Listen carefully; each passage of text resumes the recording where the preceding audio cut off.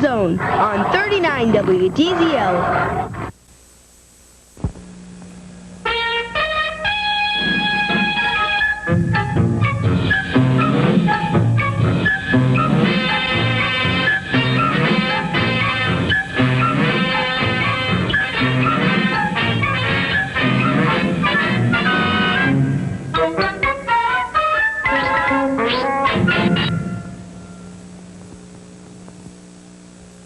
Hello again, Peabody here. Today, Sherman and I are going to visit a gym. The YMCA's? Mother Bowie's. Never heard of it. Not it, him. I still Never don't. mind. Get into the Wayback Machine. As I was saying, today we are going back to Mississippi in the year 1825, and we shall visit the legendary James Bowie, who created the Bowie knife. In less time than it takes to tell, we found ourselves on the main street of Biloxi, Mississippi, facing a somewhat ornate-looking restaurant. Bowie's Beanery. Golly, I didn't know he owned a restaurant, Mr. Peabody. Neither does he, evidently. There he is over there, sitting on the curb.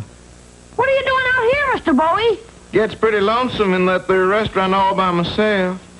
What about your customers? What's a customer? Someone who eats your food. No one eats my food. He took us inside the deserted establishment and led us to a table on which sat a huge 4-pound, 2-inch-thick porterhouse steak. Mind if I take a bite, Mr. Bowie? Not at all. I'll cut you off a hunk. We stared in horror as Bowie produced a large bore revolver and pumped 6 shots into the steak. Look, Mr. Peabody, he didn't even dent it. This didn't bother our host, for he then picked up a large battle axe and deftly cut the table in two. Not the steak. Now you see why nobody eats here. They can't cut the steaks. I'm as good as room. Have you tried a knife? Oh, I wouldn't take the coward's way out. No, I mean, have you tried a knife on the steaks? Sure, but they just up and break. Watch. What you need is a knife stronger than any in the world. Yes, a Bowie knife. Wouldn't do no good less than I can get it by dinner time. I got a steak eaters convention coming in here, and if they don't eat, I'm bankrupt. Then there's no time to lose. We dashed across the street and into a general store. Knives? What kind of knife? What kind do you have? Big and small and sharp and dull and... This knife must be very unusual. Only one like that is a factory reject. It's too big, too heavy, and too sharp. Here it is. What he held up was to become famous as the Bowie knife. What'll you give me for it? A nickel? Suddenly, an unexpected voice rang out from in back of us. A dime! He's trying to outbid us, Mr. Peabody. He wasn't the only one. Half a buck. $1. Yes, we were in the middle of a spirited auction. $2. 3. 4. 1,000. Why do they want the knife so badly? Well, that's quite obvious, Sherman. The little fellow is named Jack. He wants it to be called the jackknife. The portly fellow in the middle is named Pen. He wants it to be called the penknife. Who's the man on the end? Mr. Butterfield of the Butterfield stage line. He wants to call it a butter knife? No, he wants to call it a fork.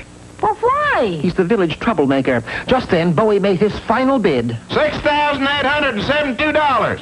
Sold. Congratulations, Mr. Bowie. You now have your knife. I will have if I can borrow some money from either of you.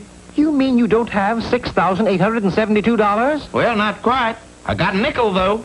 That means we have to raise $6,871.95. And we didn't have much time, for a glance out the window revealed the Steak Eaters Convention was already entering Bowie's restaurant. Golly, Mr. Peabody, we got 2 minutes to get the money. Just enough time, for next door to Bowie's Beanery was the Biloxi Bank. In front of it were 3 horses with their motors running. That could mean but one thing, a holdup. Mr. Peabody, you're going in the wrong direction. The bank's over here. There was no time to explain. I made tracks to a schoolhouse on the edge of town. Seconds later, the robbers emerged from the bank, got on their steeds, and took off, going right past the schoolhouse. I thought it would be fitting and proper if they would be told off. So, cutting the school bell... Neatest job outlaw catching I ever saw. Here's your reward. $10,000. All we need is $6,871.95. The remainder goes to the school bell fund. And so the school got its new bell, the storekeeper got his money, Bowie got his knife, and the steak eaters were able to cut their steaks. Thanks, Mr. Peabody. I owe it all to you. Poor Mr. Bowie having to lug those heavy steaks. Yes, as you can see, it had a damaging effect on his legs. My gosh, he's bow-legged. Bowie-legged, Sherman. Oh, Bowie, Mr. Peabody. Touché, Sherman.